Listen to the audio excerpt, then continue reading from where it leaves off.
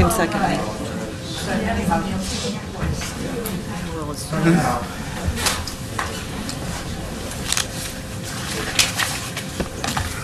Second. All righty. Okay. Aye. Second.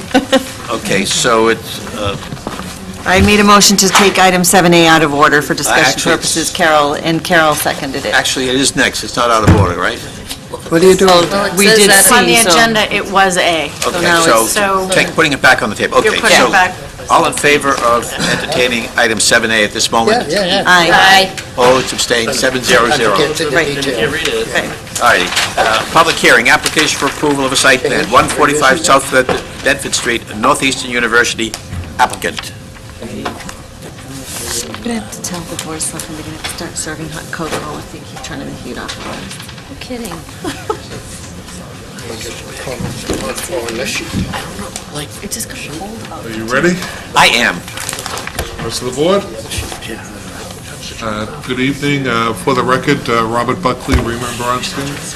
To my left, I have Kathy Spiegelman, who is the Vice President and Chief of... That name again? Kathy Spiegelman Welcome. is the Vice President and Chief of Campus Planning for Northeastern University. And before I summarize what we've been doing since our last meeting, I think Kathy may want to make a few comments. Yes, I'm sorry. I think everyone wants to hear, and we have a lot of people still shuffling Yeah. out, so just pause for just a second. Sorry. Thank you. Get my coat.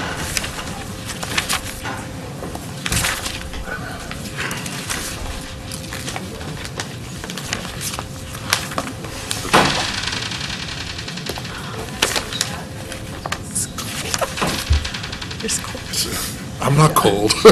Cold. It's freezing. I'm usually taking the heat. And giving some. Sorry, Kathy, for that delay, but no problem.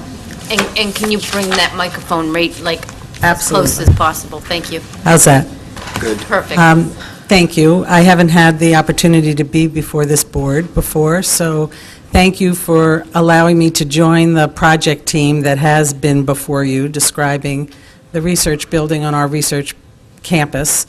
The reason why I wanted to join the team tonight, having followed what the discussion was at this meeting previously, and talking to the team and actually having the opportunity, thank you to the town and to Mr. Buckley, to actually have a conversation with, in particular with representatives from the trustees of reservations who are now being designated by the City of Boston to bring professional management to the Mary Cummings Park. I just want everybody to understand that although our focus has been on designing this research building and managing our campus, that we very much respect and appreciate the fact that we have a campus that's located in a very special place, surrounded by a very special park. And if, in fact, we didn't make that clear because we were so focused on what we were doing on our campus, on behalf of the university, I just want to say that was our error, because we absolutely respect the fact that we're in a very special location, and we're very excited that the trustees of reservations, that the City of Boston has decided to try and engage with the trustees of reservations to bring professional management to the park. And I've seen their plan for some of the things that they want to do, and we at Northeastern very much want whatever's going on our campus and what's going on in the park around us to actually be planned and thought of together. So I know that wasn't necessarily emphasized, and I want to make it clear that for all of us on behalf of the university, joining the project team to say, we understand that what we're asking for is permission to build a building in a very special area. And I'm hoping that the residents of the town who have expressed interest and the representatives from the trustees of reservation and the members of this board will allow us to work with you as we go forward on things that can be of benefit to the institution, but also to the town. Thank you. That's great to hear. did I hear that the City of Boston has entered some written agreement with the trustees, and they now can't speak for that property? I will allow the trustees to say that. I think they have an interim agreement that they're now trying to extend into a longer-term permanent agreement, but I would ask them to speak to that as opposed to representing and maybe making an error. I think it's important for us to know just Sure. who is speaking for that property. Sure. David? Could you use the microphone, please?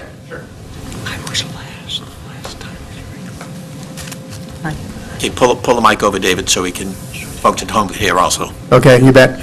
For the record, David Santamana, trustees of reservations.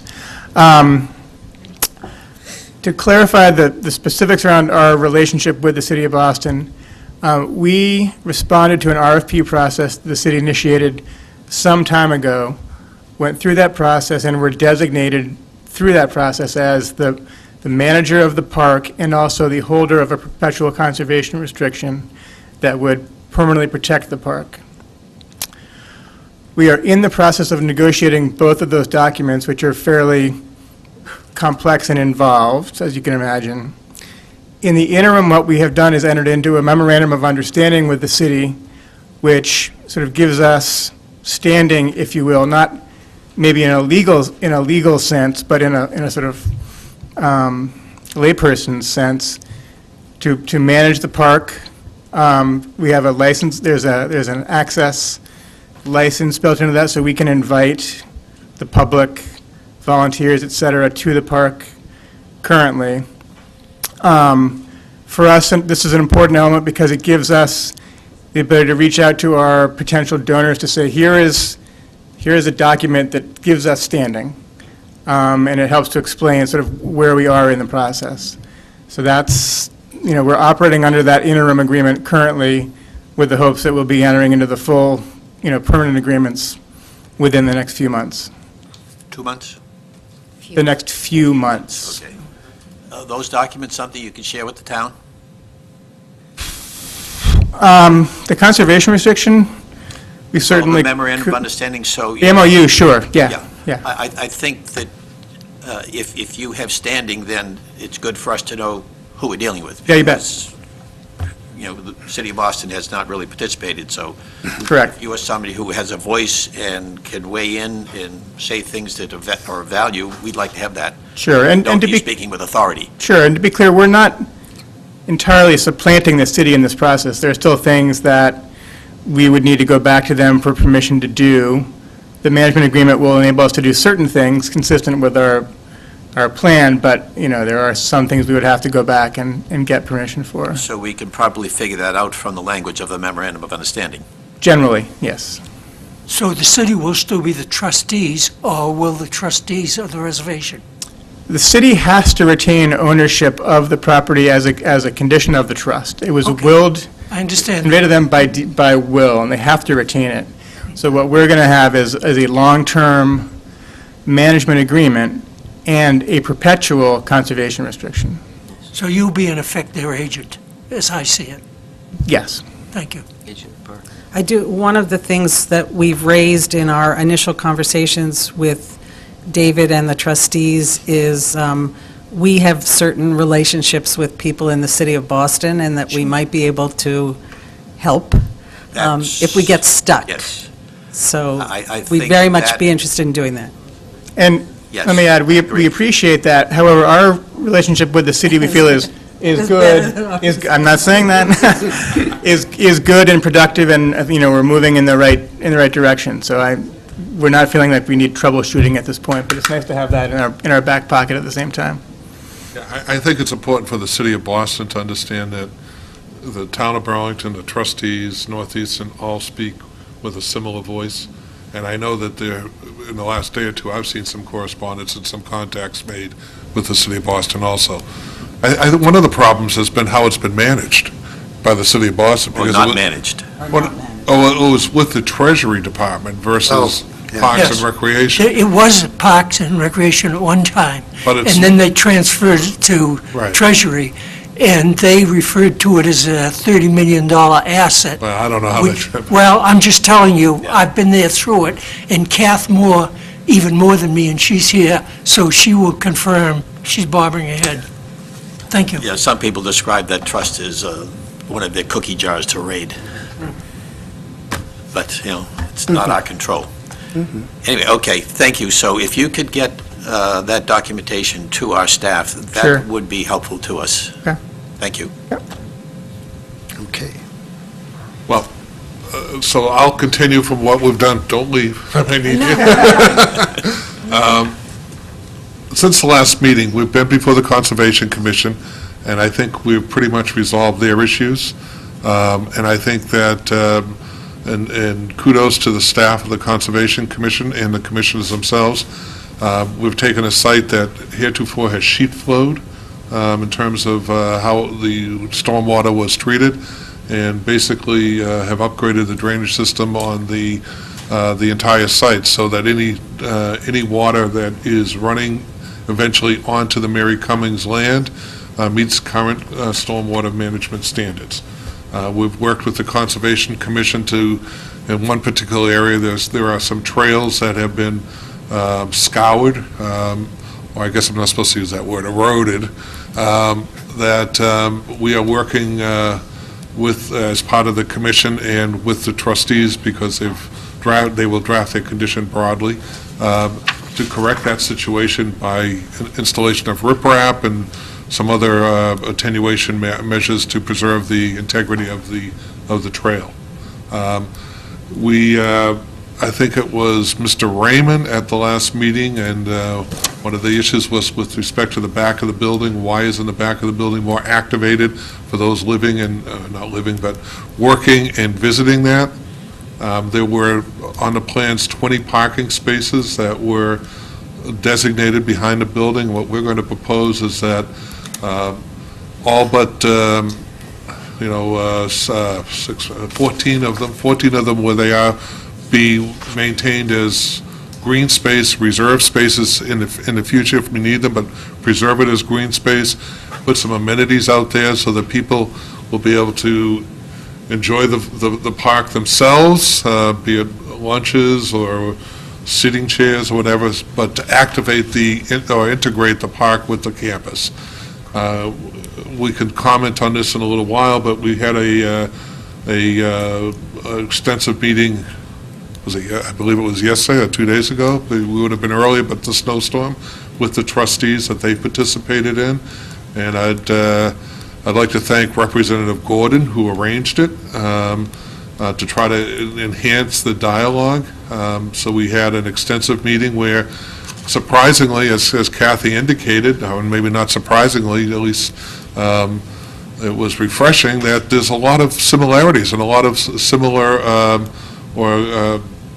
synergy between what they want to do and what the trustees want to do. So, and that includes, with respect to plantings, the future creation and maintenance of the trails, how we can activate that whole area. We've talked about improving the trailheads to the site where they intersect with the Northeastern campus. There were some comments about the overgrown nature of some of the fencing there. And so we're going to work with the trustees to try to address that issue and maybe make them more inviting. One of the issues is that one of the major trailheads now is at the corner of the building. Maybe it makes sense, at least we can experiment with it, because during construction, we're not going to be able to utilize that site. Maybe we relocate that to another location on the campus there to tie into the trail system, to move it away from the corner of the building. So those are the things that we talked about yesterday, but the trustees can comment on that if they'd like. We've looked at all the materials with respect to the rooftops will be non-reflective, base-colored, to hide any visual impact. The trustees, we talked about working with them in terms of plantings within the trust property itself to mitigate any visual impacts. And I think that, and again, I don't want to speak on behalf of the trustees, but I think that they were receptive to us doing that and working with them as to size, location, and orientation. Let's see.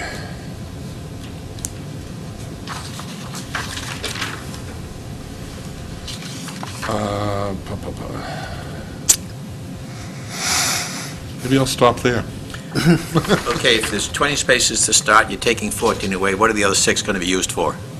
At the corner of the building, there are lockers, there are the showers, the bike lockers, et cetera. And so people may want to, if they want to go for a ride or something, bring their car up on a rack and go out and whatever. And there may be people who are working in the building, but those 6 spaces, for the present time, we said that's a number that, that might be reasonable to keep there.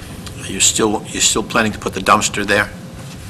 We're actually looking at that. At the present time, that's where it's located, but, and that's why we're talking about maybe Moving the trailhead? down towards Okay, the... so you'd have to work with the trustees to work within the park to do that, okay.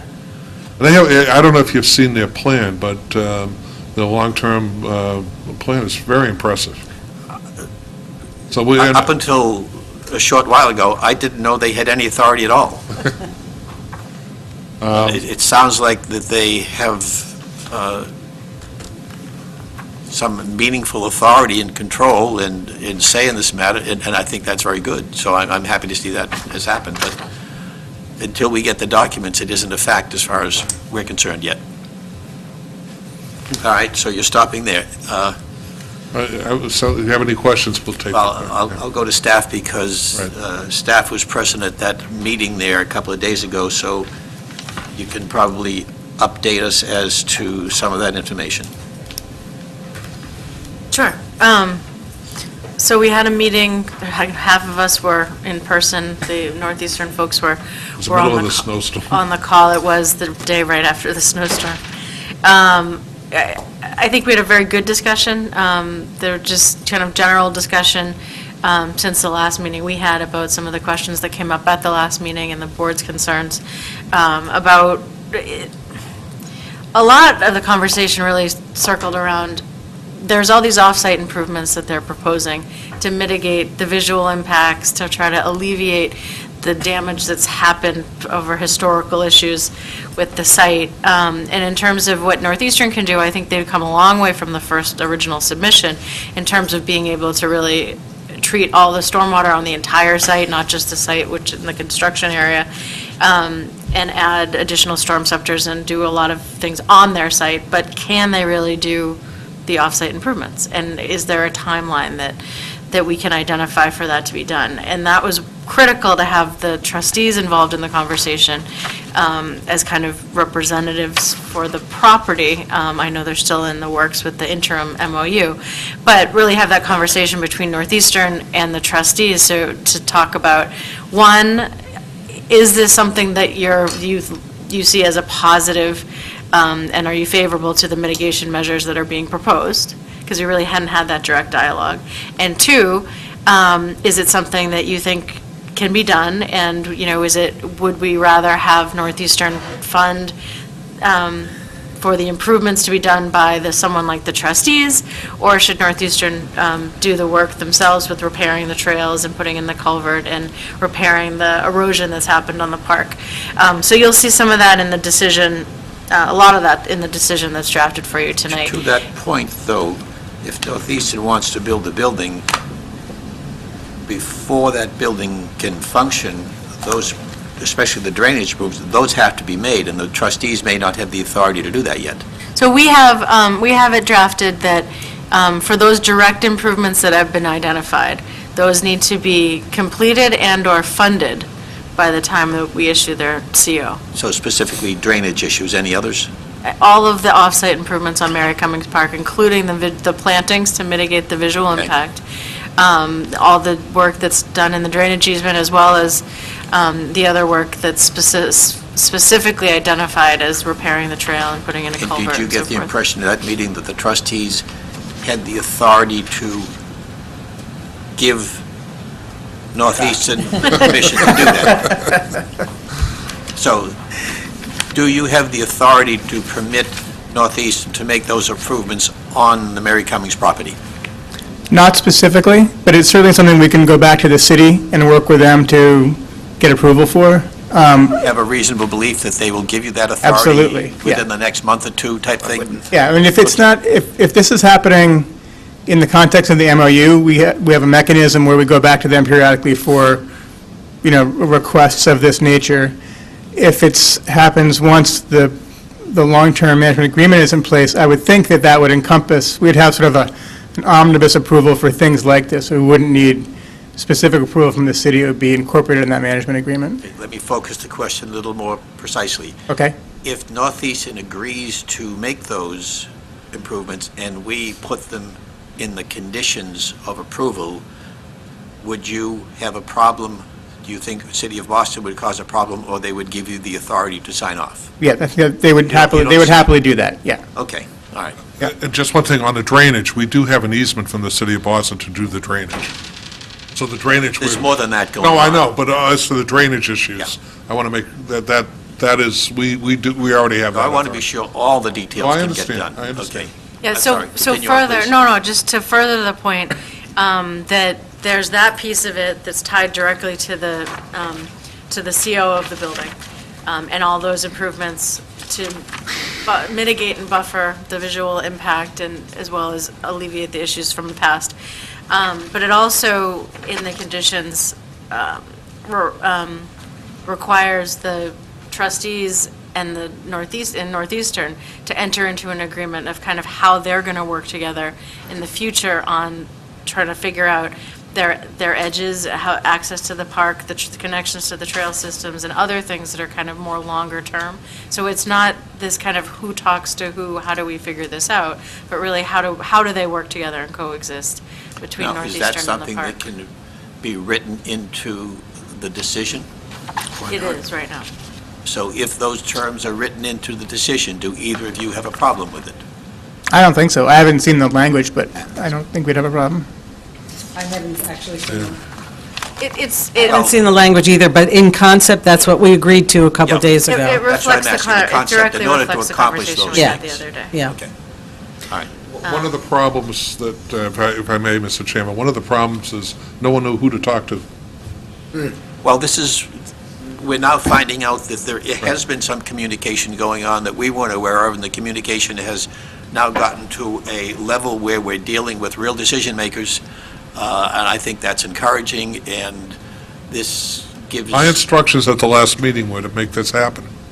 So that's what I did. I took my Okay, well- homework. I think you even told me I had a homework assignment, Well, didn't he? I don't recall his exact words. and so here we are, but I think that a lot of information has come forward in the last 2 weeks, which is encouraging, that it sounds like that we're moving very much toward a direction where everybody can be reasonably happy. Nobody's going to be 100% happy. That never happens, but if anyone's 100% happy, we messed up. Right. Is probably the way I would approach it, but if we can make most people reasonably happy, I think we will have accomplished something. So I keep jumping out, as staff comes up with a group of aspects, and then I jump to confirm. So I'm back to you now, if you have anything further. Forgot where you left off. No.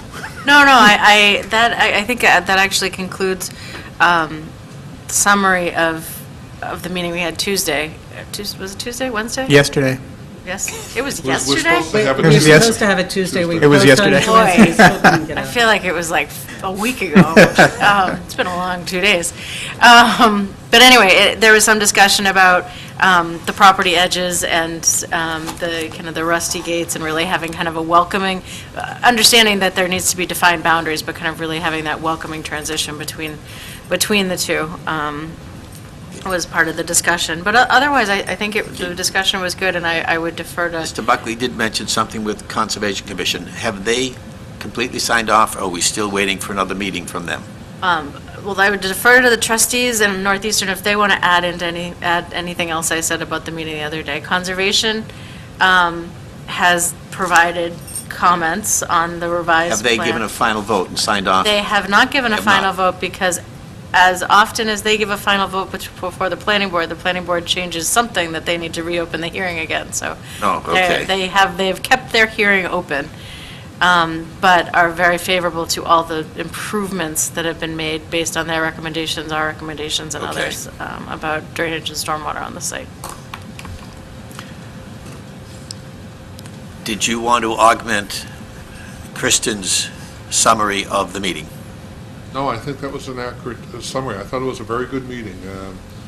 As I said, I learned a lot about what the trustees are doing and what they're proposing to do. And I actually, I think I said this, David, this is not only an amenity for Northeastern, I think it's an amenity for, if I step in my world, for all the corporate clients or whatever that makes Burlington an attractive place. And their plans, I think, are ambitious. I think that if you achieve them, I think it will be a welcome asset to many of the people that I represent, that it will make Burlington very attractive, more attractive than it already is. I heard an if there that concerns me. If you achieve them, what's the chance of Well, success? I think the chances are very good, but the major hurdle in our path is fundraising at this point. So that is still our major preoccupation on this project, is raising the money that we know we're going to need to properly manage the park in the way that it should be managed. So, Are there any wells you've gone to for funding that you surprisingly found you weren't getting any money? Are there any sources of money you have yet to tap? And I think we've reached out to pretty much everyone that we can think of who would have an interest in this. We're circling back to folks. I would say we've had some. It's not like we've gotten nothing. We've had some success. We actually got a $100,000 grant from the Cummings Foundation, which we very much appreciated. No relation. The other Cummings, right? The other Cummings, right, exactly. And some of the local corporations have stepped up, but we still do have a gap to fill. So how big is that gap? we have about a $1 million number, and that's for both startup $1 and... million gap or $1 million goal? No, $1 million campaign goal. Okay. And that's about $500,000 for startup and operating, about $500,000 for endowment to enable us to operate the park over time. We're at about $350,000 so far. And typically, how long does it take you to come up with another $700,000? It's very hard to estimate that. This is a little bit of an unusual campaign in that it's mostly focused around corporations. Most of our campaigns are individuals, private foundations, like that. So it's a little bit of a different animal for us. Let me try to zero in. What is your time frame, and we'll try to relate that to David's time frame and see what the compatibility is or whether it's incompatible. What's your time frame to open this building and have it run? If we were to be able to get approval from the boards, we are ready to start construction right away. We have a research agenda that's, for us, very exciting, and so the sooner we can provide the space, the sooner we can have researchers working in there. These conditions, I think, as they're being written, will suggest that we have to put in place, we're not going to put in place everything that they want to do with their $1 million, but the things that we want to do, we'll put in place before we get a certificate of occupancy to open the building. So your objective as a time frame, if you can start this construction season, when do you expect to be completed and occupying the building? I'm going to turn to the project team, because if I say something that they can't deliver, I'll get in trouble. Fair enough. 1 year.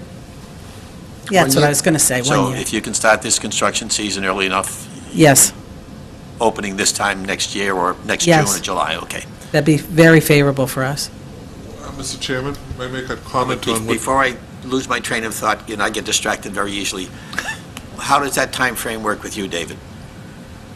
I mean, we would like to be, in place and operating the park in sort of an initial phase, ideally this spring. I don't know whether that's, at this point, whether that's realistic or not. I'm You're not going to start until you get skeptical. $1 million. Right, we're not. I mean, So when do you think our board is not going to let us sign on the dotted line and take on these obligations until we have that money either in hand or pledged. Okay. So really, that's the timeline. As soon as we get those documents in place, we can start doing stuff out there. Do you have any expectation of how long that will take, or is it? I mean, again, I would hope within the next few months. I mean, Okay. these campaigns can't drag on forever. They sort of have a lifetime, right? They get stale. Yeah, they get stale. Okay. So we're, So it right sounds now, like I would say that, within working parameters of each other. yeah, I would say, All yeah. right, so I'm sorry I interrupted you, To Bob. that point, I did bring into the mix Rick Parker, the head of the chamber, because I wanted him to hear what is being, what the trustees, Was he at the meeting? he was at the meeting. Good. And I think that he was, because he's followed up with me, that he was excited about this for the same reason I was, which is this, not just an amenity for Northeastern, it's an amenity for the town. And frankly, I wasn't aware, of the extent of the proposed improvements. And I will tip my hat to you if you can get that boardwalk permitted through Concom. But, because if I went, I know they wouldn't approve it. A But sizable chunk of that's in Woburn, so are you going to Woburn looking for money Yep. too? Yeah, absolutely. But- And just, we have been in touch with Mr. Parker previously, so he Right. has been a good source of Right. suggestions and contacts. So Right. I have suggested to him, it would behoove him to have the trustees to come in and give a presentation to the full chamber and to some of the stuff we're doing because it's the Burlington Area Chamber of Commerce. Right. Okay.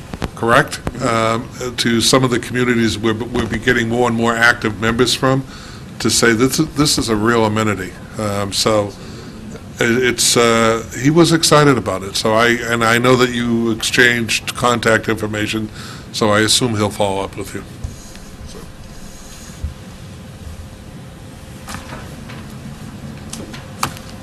Anything further? I think that's it for now. Anything further? On this, not yet. Okay. Let's start here on the board. Paul? My turn? Yep. Yeah, it's interesting, by the way, thank you very much for coming and giving that presentation, because we consider everybody that comes to Burlington our neighbors, and we're neighbors with you because of Mary Cummings, whether we want to be or not. So, we better get along together. Something that you might find humorous. Our last meeting, the newspaper said that we spent 2 hours together with you, and Josh tells me it was closer to 3 hours. I want to see the time cards. No, it went on for quite a while, and I was the last person to get a chance, so I had about 10 minutes and that was it. And that's rare, because I've been on the board for 27 years, and I'm going to be reelected because nobody's opposing me. So as of April, I'll be starting my 28th year, and I've never sat that long without saying something in the whole time I've been here. Jack has said some of the things I wanted to say, but what I was going to say, I was going down the stairs leaving, and your people were there, the architect and so forth, with their things, and they were leaving, and they didn't see me, I don't think, and I was walking behind, it was dark and it was late, and one of the people said to the architect, well, where do we go from here? And he says, I have no idea in the world. And I said, well, what a meeting. Let me just say that how important, and everybody knows this is to us. It's something that happened in our family not too long ago. We were going back and forth with something, and one of the people said to me that you're an accommodator. And they said it in such a way as you're too accommodating. And I said, I accept it as a compliment, because in fact, when you have two people that are trying to get something done, nothing happens if you're not willing to accommodate. And so we've done a good job of it in Burlington, I think, as to what we have. And we have here two institutions that have different goals. And I wrote some of these things down today. If you're going to come to a resolution, it has to be satisfactory to both, but you're not going to get everything you want. One of my favorite philosophers was Mick Jagger, and you know his song was, "You don't always get What you want." Right. You So sometimes get what you need. we're not going to both get what we want, but I think we can get close to what we want. If your property was an industrial site, we would have sent you away and said, come back with a building half that size. But you're not. You're an educational institution, and we are in concert with some of the things you want. I, in particular, because what I did for a living was I was a liaison to the research people in the medical community, Boston. So I spent my time with your people, but in the medical side, and I spent all my time in the basement with the research people. So I loved it. As I say, we would have asked for a complete different with the building. Your goals have changed as an institution. You were the work school, and it was a school for middle class mostly, and lower middle class, and my class, which was that our family was lower middle class, and that was what you contributed. But I think that you got sick of hearing about Harvard and MIT. No, really. I said, you know, when they say Boston, and you people train great engineers. Some of my friends were engineers that trained at Northeastern. So, and they worked right along with some of the people we know, Jack knew too well, who came from MIT. So you did that well. But you decided you wanted to upgrade, if you will, and you have. And I know that from friends whose kids are applying to schools, and Northeastern's getting tougher to get into, and they have aspirations. And one of the things you have to have if you're going to be in a top institution is research. So it's nice for us because I can see this being Northeastern's research center. You already have Costas, which is wonderful, and that's drawing in the federal money and so forth. And with this building, it's going to upgrade your whole profile. So we want to work with you.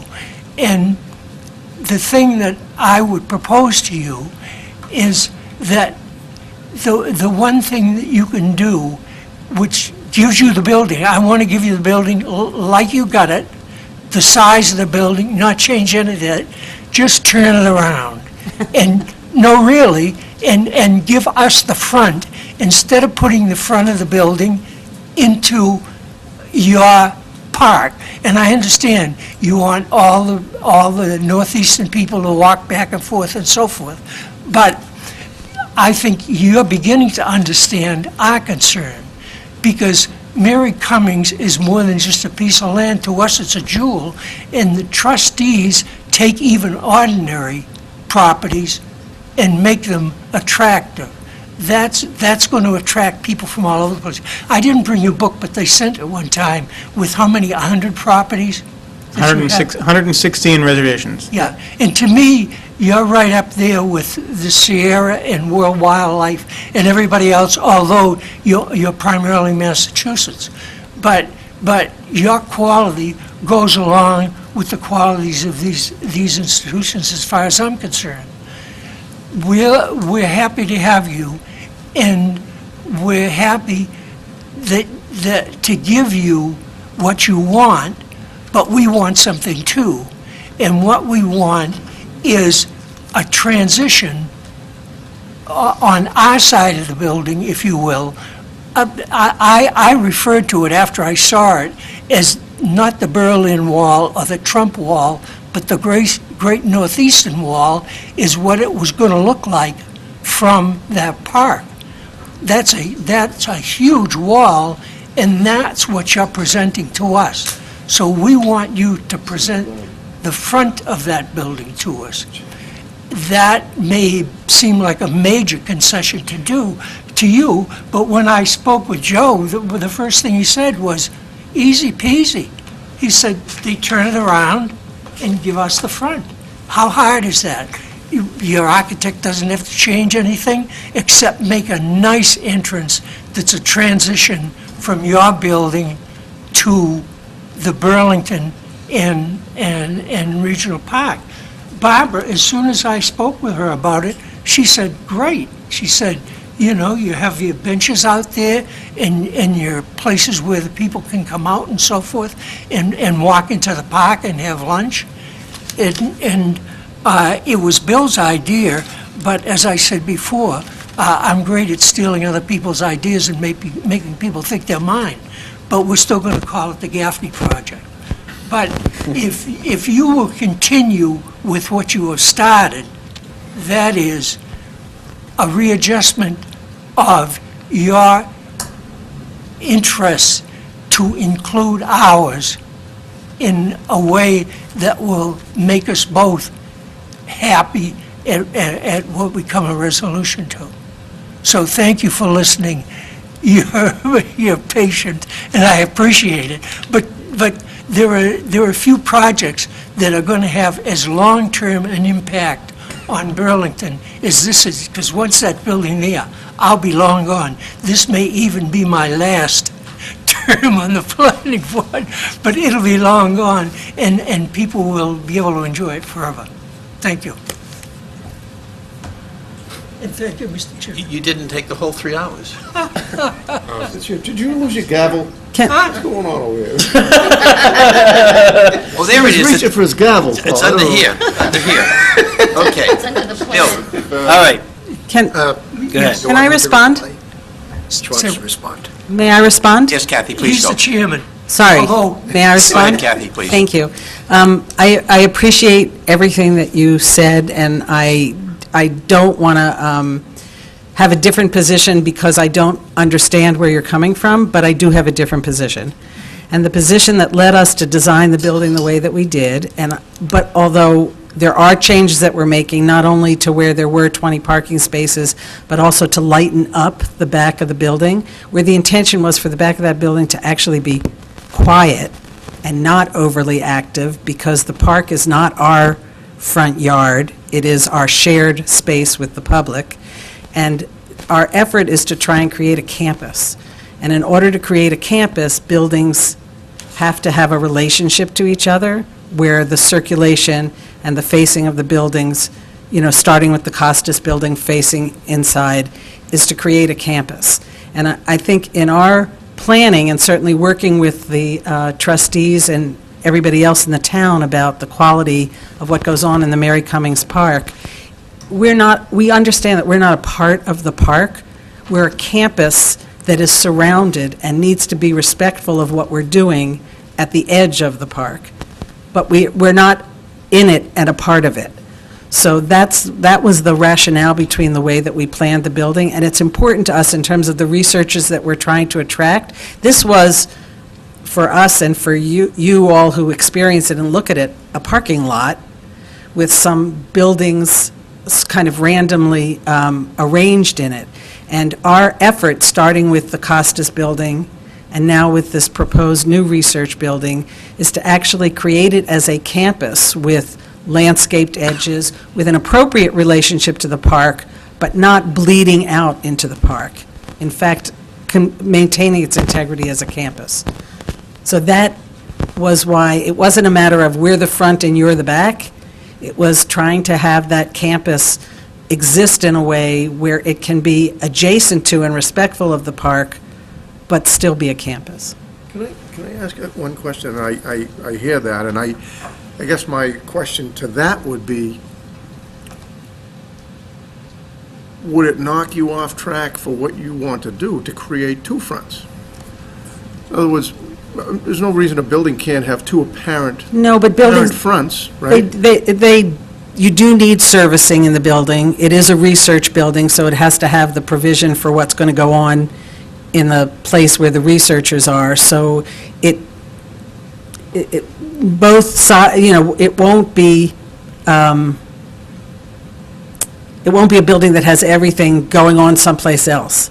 All of that has to happen. And I think our idea was to actually, as I said, have a quiet facade, try and mask the servicing as much as possible so that it didn't interfere with what was happening in the park.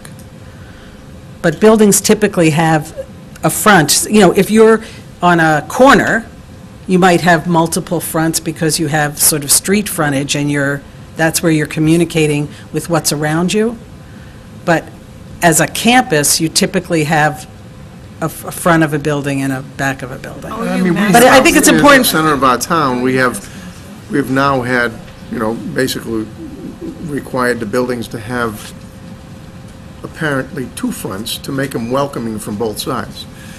And, and they've accommodated that for the most part. Well, I hear what Kathy's saying, and I also, the question comes up, do we want a lot of activity on the side of the building next to the park? And I thought the answer was no. We were trying to reduce noise, we were, with the mechanicals, trying to reduce any visual impact. So if the front is, their present front is facing their campus and meets their needs, and the back is architecturally changed so it doesn't interfere with the park or greatly minimizes the impact on the park, does that not accomplish the goal? Well, that's what I'm getting at. You said you I were wanna know changing what the the back of the visual- building. You were lightening it up. Yeah, What the- changes are you making besides The material 14? being lighter and more reflective, not reflective in the sense that, So, aluminum kind of literally thing, and making it, then... color. Yes, Okay. that's what I meant. Okay. And also changing, as Bob was suggesting, treating the back of the building where there has to be a service road, there has to be fire access, et cetera, but that area that we had some, the ability to use it for parking when we needed to have it for parking, to try and make that for the pedestrian level and the first floor level be more like an extended green space, but on the side of the property that's Northeastern's. So those 14 spaces are going to go up, are going to become green space? Correct. That was the proposal. So hang on, David. Joe, you were in the middle of something? No, I was But just Jackson more... was in the middle of what Bill was starting, so I'm going to go back over Yeah. here No, because go Bill over got it. interrupted. And No, it's Bill. okay. I'll start her out. Thank you, Mr. Chairman. Ms. Bill, I'm glad to have you here because a topic came up the other day, and I think it was from Mr. Pearson, who made a good point with regard to the total build-out of this campus that you want to reinvigorate. You have a new building that you want to put up with the research building. How many other buildings are you envisioning to be on this campus? We don't have a plan for how other buildings at this time, because we don't have, as was described, our research portfolio is growing to catch up with some of the other institutions that we compete with for researchers. So if this building is successful, I would hope we could be back to the board and talk about what might happen elsewhere on the site. Okay. let me interrupt. If you're talking a campus, that sort of presupposes additional buildings. Yeah, well, we have Costas Building, we have the Elliott Hall Building, and we're sort of taking the parking area and starting to make it more campus-like. But campuses don't drop in all at once very often. They have to come organically, and Right, and- that's But I a would little bit what imagine we're you'd trying have to a do. plan. You're the VP of, what's your title? Campus planning and development, yep. Right? So for this, I would assume that for Burlington campus, you would have a Long-term. 5-year plan, a 10-year plan to say, here's what we envision for that, or no? We actually don't, because, for Northeastern, unlike many other institutions, some of which I have been fortunate to be planning for in the past, our financial resources are growing and in a stage where we have a master plan for our Boston campus, but we don't have a timeline for when that master plan is going to happen. So we're a very dynamic institution right now because we're trying to take our co-op program, which was a workforce development program, as was described by Mr. Raymond, and make it what we think the population of people who need higher education, are looking for higher education, need today, and that has driven us into more of a research agenda. Sure. What we call, our model, we call experiential, but it means being really nimble and agile for change. So I think the way we do planning is to establish principles and guidelines of what we want to have happen, and then as we are fortunate enough to have the resources to be able to grow, to actually think about those principles, which is why I think understanding our relationship to the park around us is something that we'll develop principles with, that we'll share with you and we'll share with the trustees, that will guide anything that we might want to do in the future. Thank you. To that end, then, and I think to Mr. Raymond's point of both kind of not getting what we want, but we're both going to be able to do that, I had proposed a couple of weeks ago that we take that building and put it on the other side of the parking lot, right? So if you don't have a plan to say how many buildings you're going to have. If you put it on the other side of the parking lot as is, it actually works much better for the park and for the topography of your site. So if you know you're at the highest point where you want to put the building, right? I was there last weekend actually snowshoeing through the park, and I came around to the central field, and I kind of put myself in there, and I said, boy, if you put the six-story building here, you don't see anything else, right? You're blocking everything else, that nice view that you had that you can see through your parking lot, and then the hill.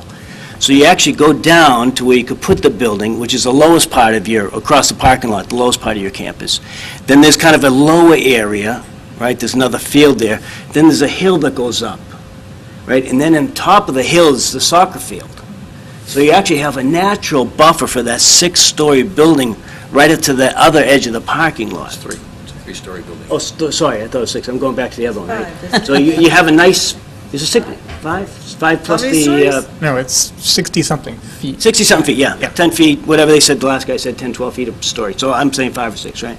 So you got a perfect spot, I think. And then you can kind of think with your long-term plan, what other building you put, because you probably put another building next to the park at the highest point, but maybe you put it lower and you put it longer, so you're not having that straight visual impact from where you could be right in the part of that central field where I was at just the other day. I don't think turn the building around, although I did say that. I stole the other idea, I like that But one I too. think across the parking lot, I think that it's a win-win for everybody on that. And then you can think long-term of what do you want on the other side to kind of maybe have like maybe a gateway into the park with two side buildings or something to that effect. That's kind of what I was thinking there. I think the only other point I was going to make here tonight was just on the traffic. I saw something about hopefully meeting on the traffic and, things like that.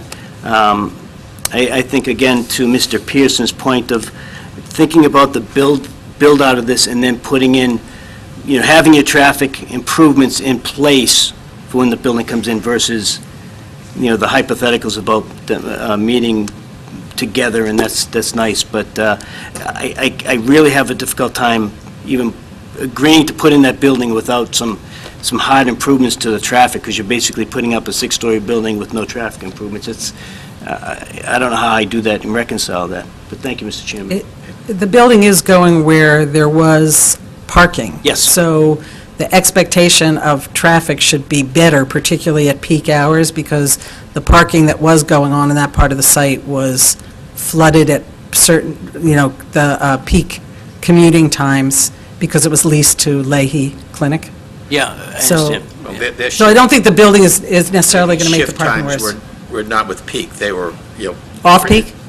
off-peak, because their But they- shift changes 7. True, but 3. there were lots of cars coming at once, which in a research building is a little bit less Mr.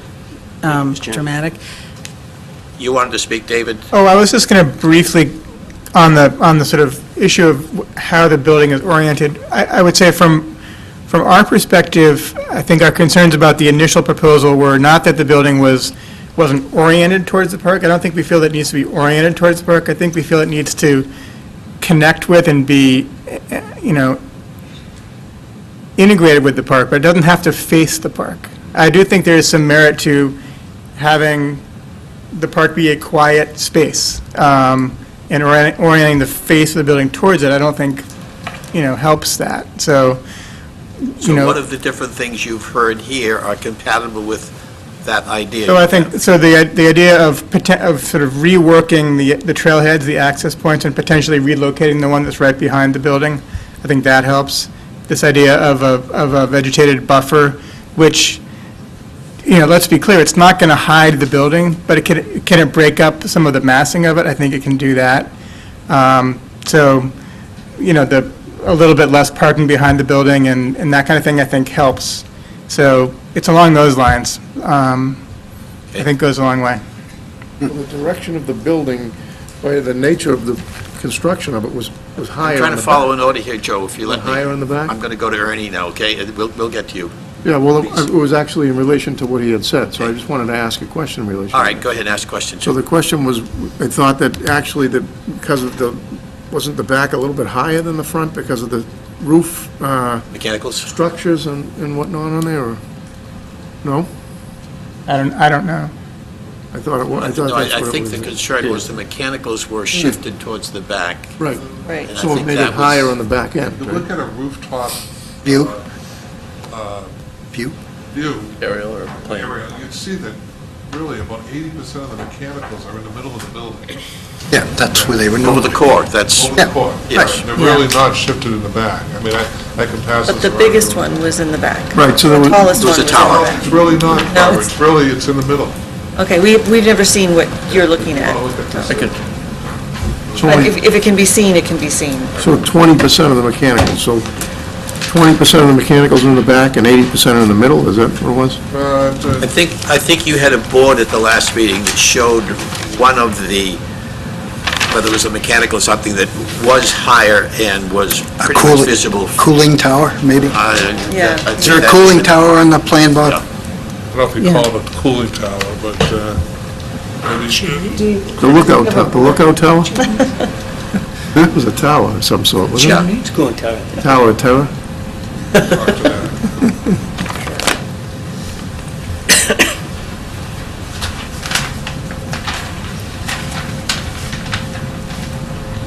What else?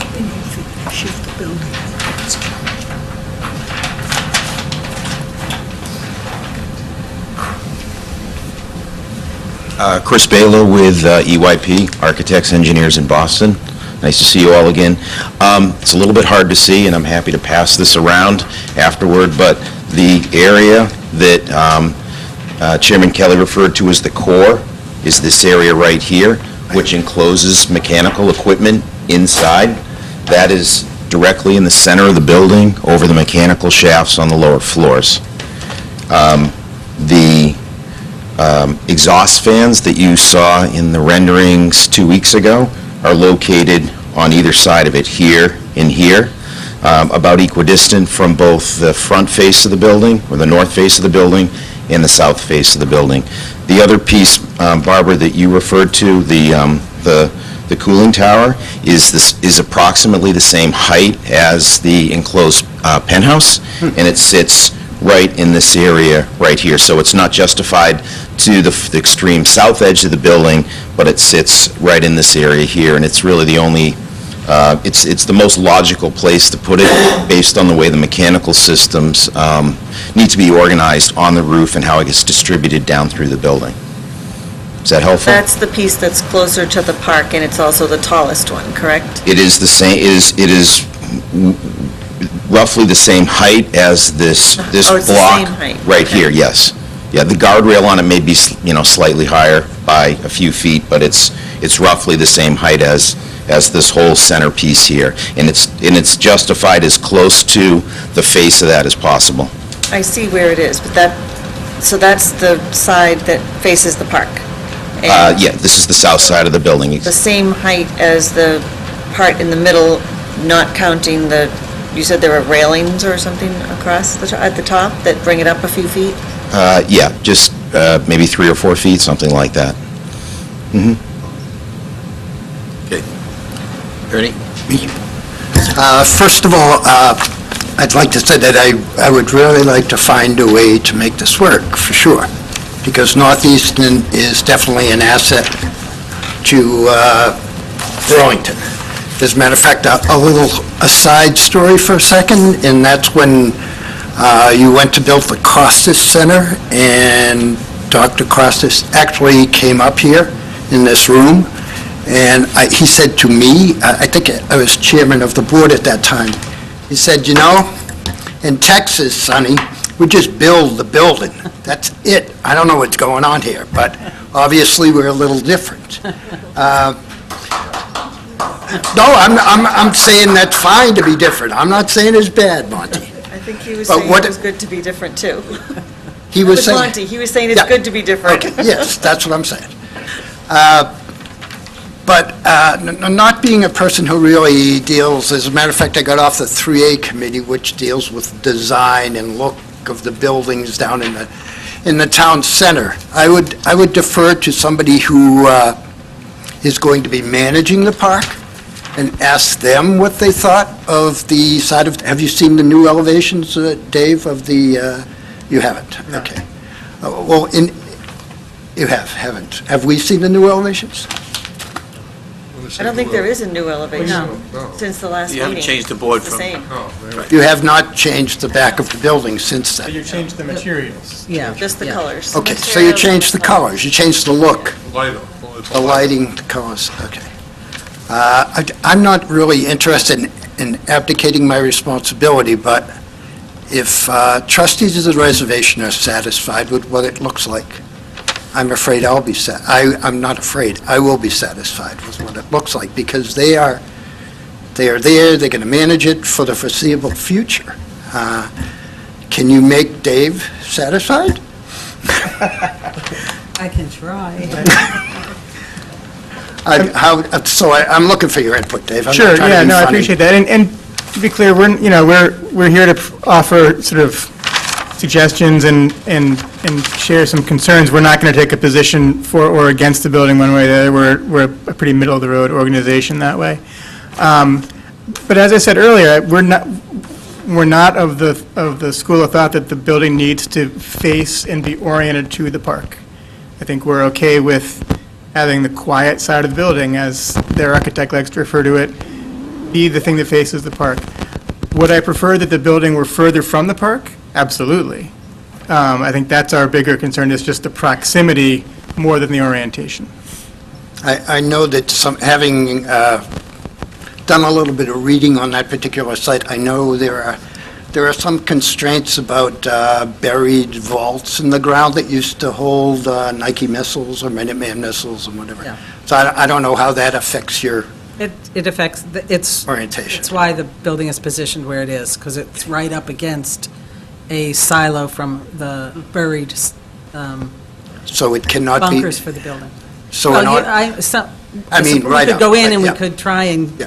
and get rid of it, but it would be a too great expense. To get rid of the silo Yeah. and the vault and whatever's Yeah. below the ground? No, I don't think so. Not from my reading anyways. I doubt it. Number one, you would probably require federal approval. Yeah. But, Yeah, Well, instead of building on a slab, they could excavate, lower the building, and use that dirt to fill the vault. they could, but, Just a thought. or they could just put it in the silo, right? No, I think that's sure. Who probably wouldn't knows? work.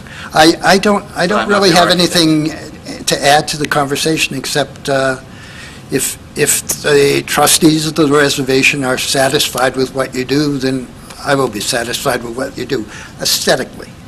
Anyways, I think he disclosed he's not going to tell you fully whether... well, he's he almost did. All righty, moving... For us now, on. Jack, I'm done. Okay. Thank you. All set? Yep. Looking I'm at the gonna- clock at 10:15. I'm going to pass to Barbara. Okay. She can see that I'm like jumping out of my seat. ready to She's go. like- Okay, Well, I thought that was just your exercise. it's just Just me. shivering. Okay. Yes, we all want to make this work for everybody. That We all feel that way. And we want this to be great for Northeastern and great for the park. And I loved the comments that you made in the very beginning about how you want to be respectful to the park, and that So can I ask? that gave me hope. But I'm concerned, very concerned.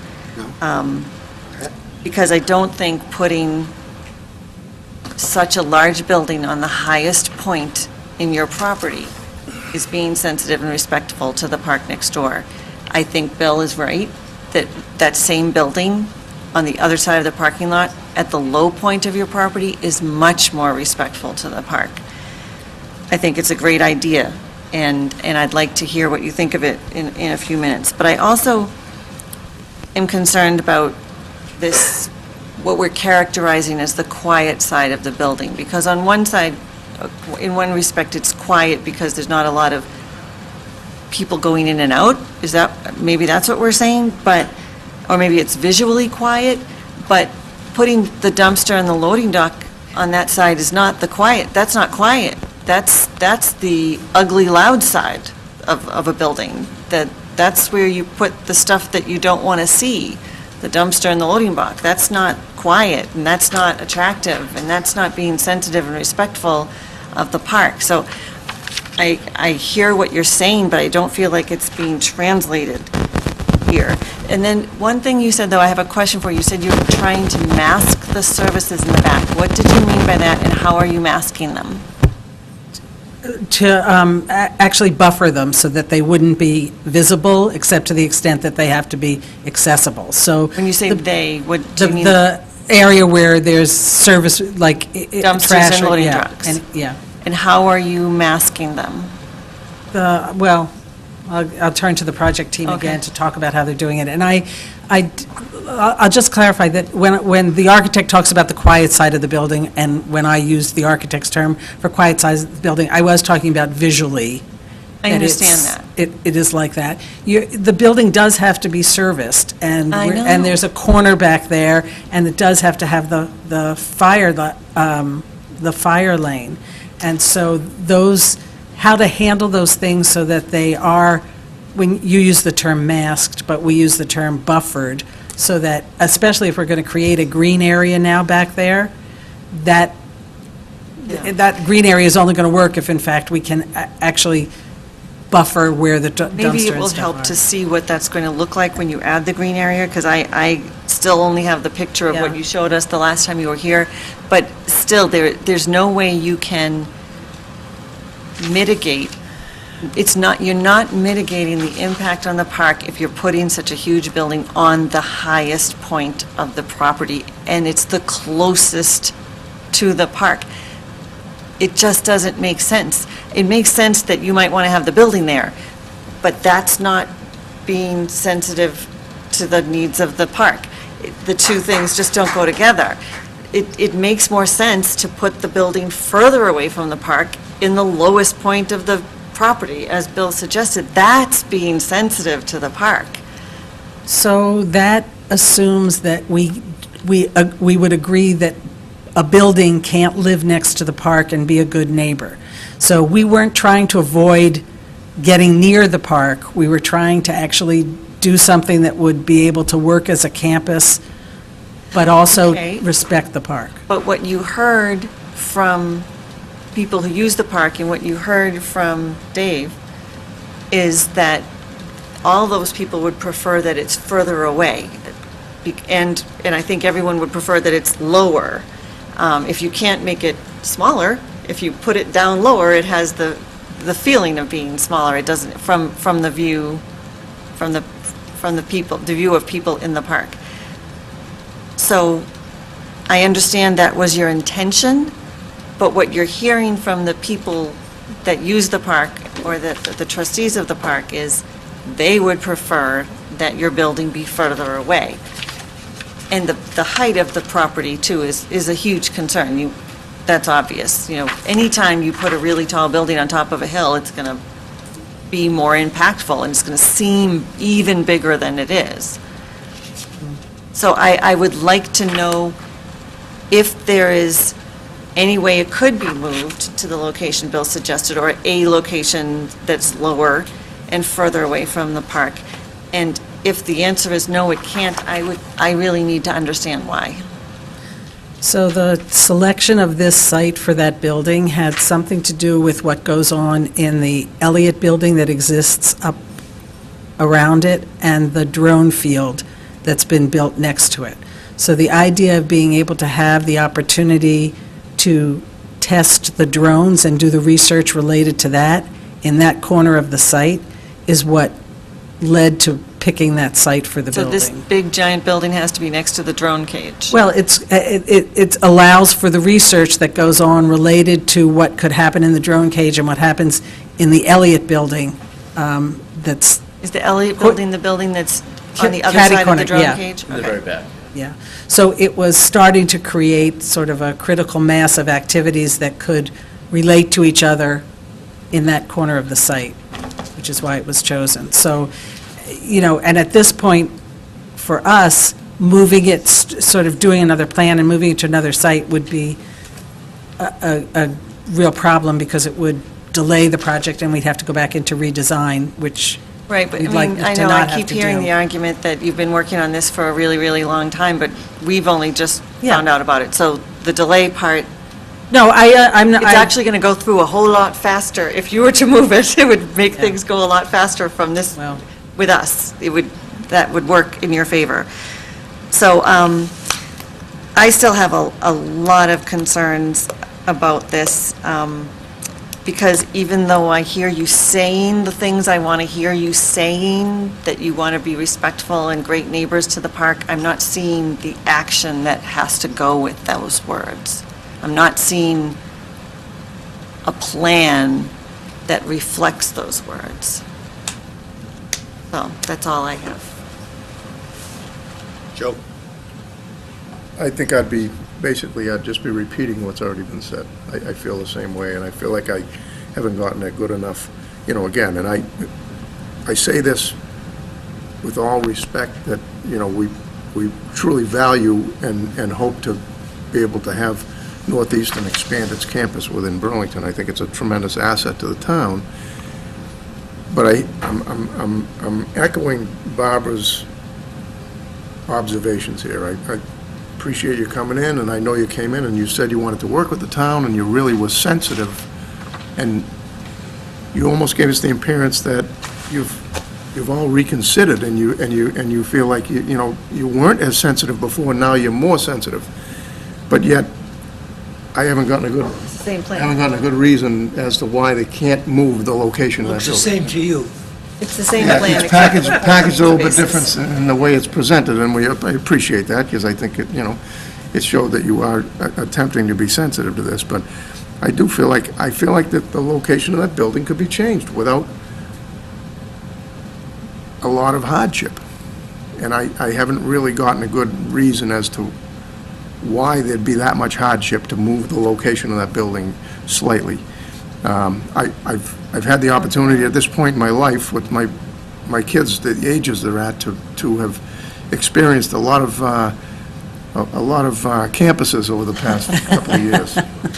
And although I do, you do see common themes within campuses, never do I see a campus where you don't have a building facing that direction, then you might have one facing that direction, one facing that, they're not all bunched into a single courtyard all the time, and, they all have their different characteristics and whatnot to them. So we're simply asking for some flexibility here, and in respect to to this property that the town considers to be highly valuable and non-replaceable.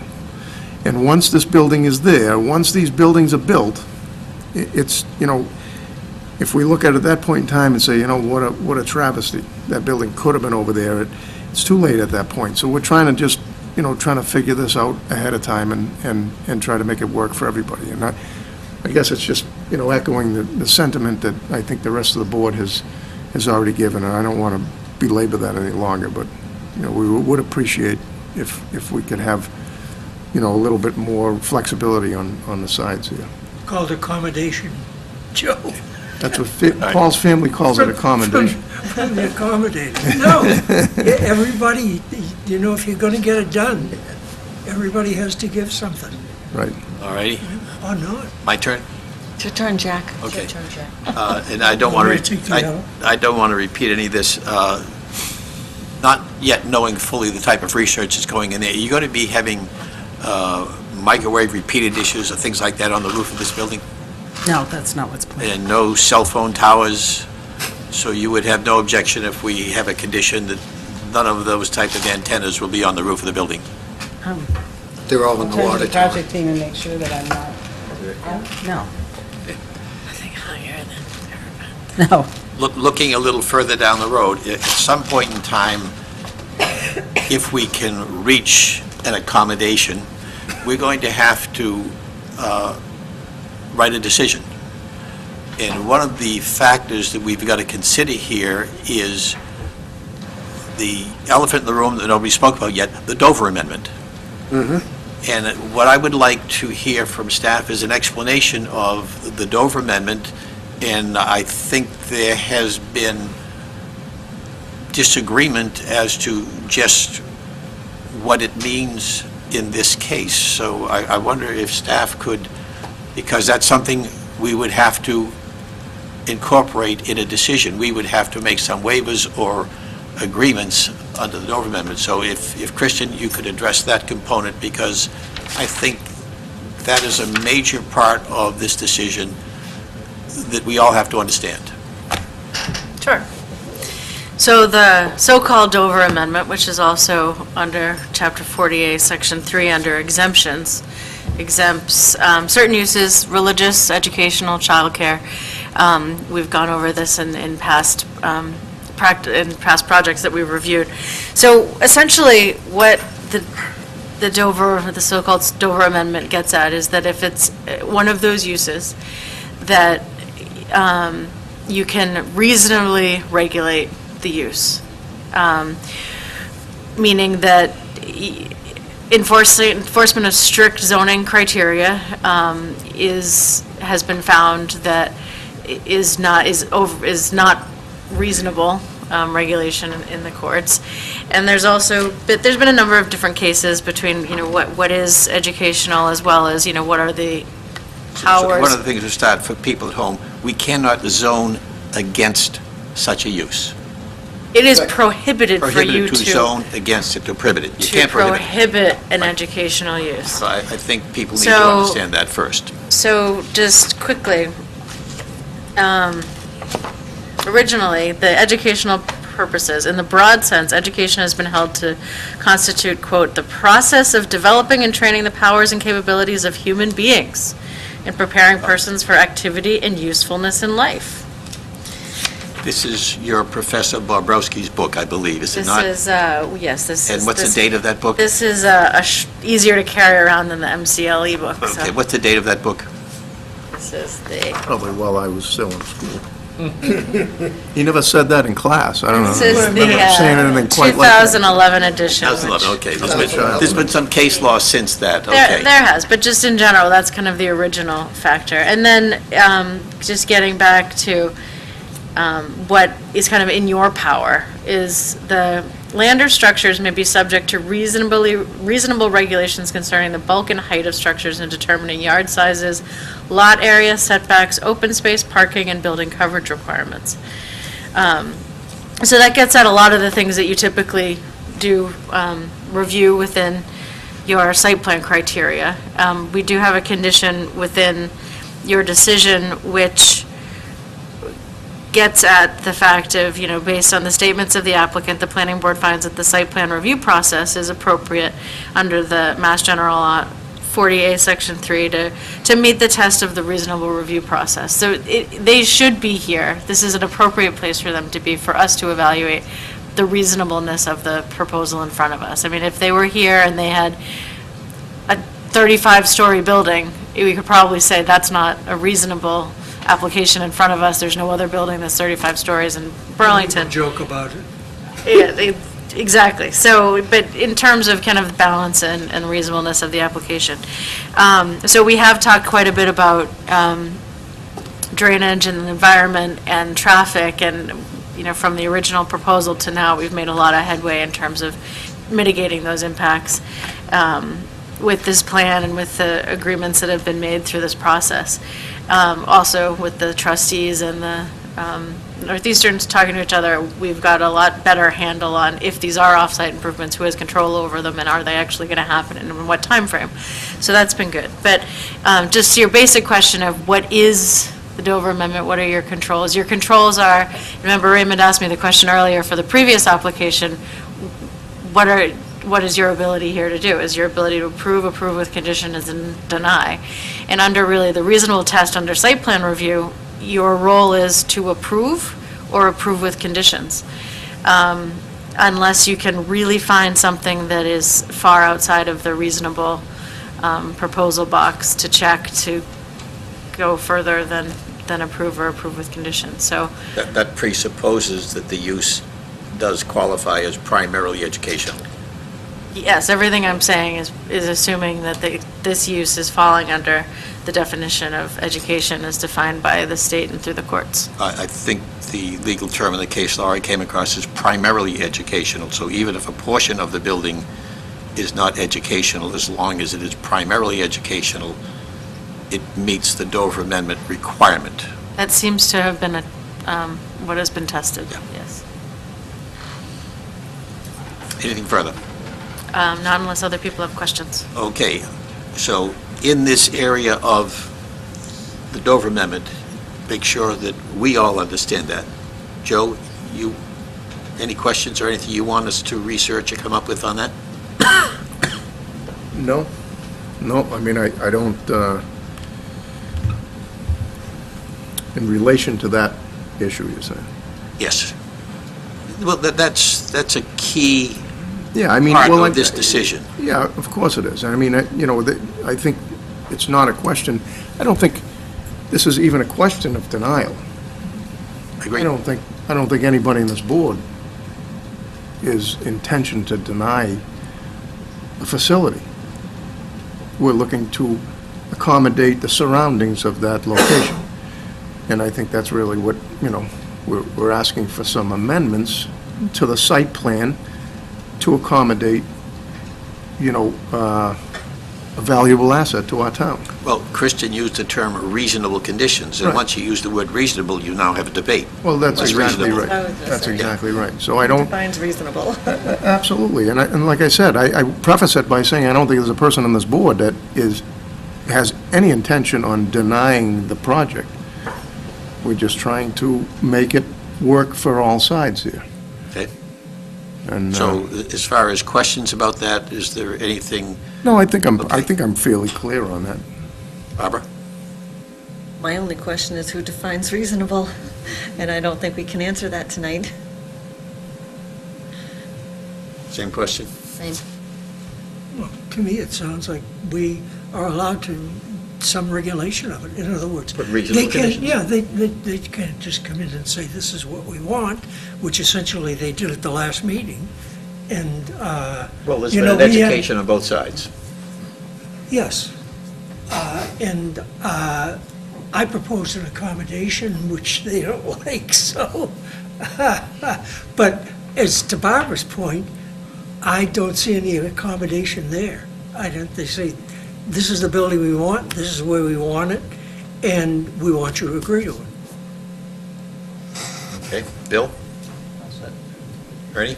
Having gone through it before, the daycare center on the Mall Road, we went back and forth on that some of the things you see there were because of the Dover Amendment.